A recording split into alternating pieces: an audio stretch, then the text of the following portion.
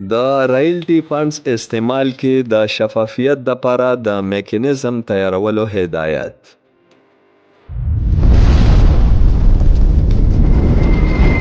د خیبر پښتونخوا د کرکلي صوبایي وزیر میجر ریټایرډ سجاد بارکوال ویلي دي چې د تیل او ګیس پیدا کیدونکو سیمو کې د ګیس فراهمي مسلې د زر تر زره حل کړي شي او د رایلټي فنډز په استعمال کې د شفافیت او سپیڅلتیا د پاره د باقاعده میکانیزم تیار کړي شي.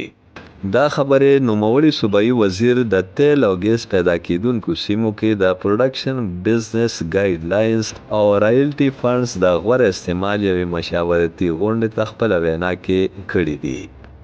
غونډه د توانایي او برېښنا په محکمه پېښور کې وکړې شوه چې پکې د قانون صوبایي وزیر آفتاب عالم افریدي، کوهات سره تعلق لرونکي د صوبایي اسمبلی غړي شفیع جان، د قانون سیکرټري اختر سعید ترک، د توانایي او برېښنا صوبایي سیکرټري نثار احمد خان او نور اعلی واکمنو ګډون وکړ.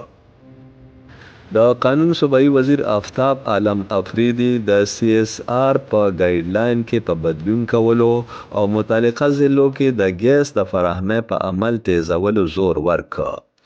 په دې موقع د صوبایي وزیرانو لخوا ځینې سفارشات هم وړاندې کړي شول. د توانایي او برېښنا اډیشنل سیکرټري اخلاق احمد غونډې ته وویل چې د خیبر پښتونخوا نه د تیلو د ورځې خوشا 10,000 بیرل پیداوار ترلاسه کیږي او دا پیداوار د ملک د خام تیلو 42% دی. امجد علي خادم، پښتونخوا TV، پېښور.